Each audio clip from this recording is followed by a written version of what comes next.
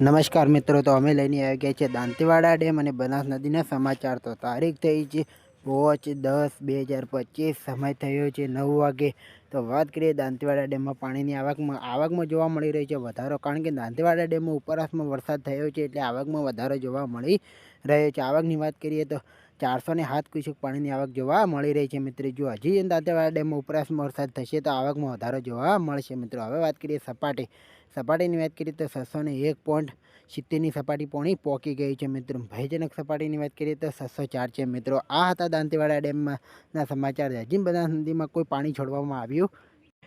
આ હતા બનાસ નદી અને દાંતીવાડા ડેમના સમાચાર મિત્રો। જો દાંતીવાડા ડેમ ઉપરવાસમાં વરસાદ થશે તો બનાસ નદીમાં પાણી છોડવામાં આવશે મિત્રો। જો દાંતીવાડા ડેમ અને બનાસ નદીના સમાચાર જોતા હોય તો અમારી ચેનલને સબસ્ક્રાઈબ કરી દેજો, વિડીયોને લાઇક કરી દેજો, જેથી કરીને તમે દાંતીવાડા ડેમ અને બનાસ નદીના સમાચાર મળતા રહે મિત્રો। અને તમે ક્યાંથી જોઈ રહ્યા તે કોમેન્ટમાં જણાવતા રહેજો।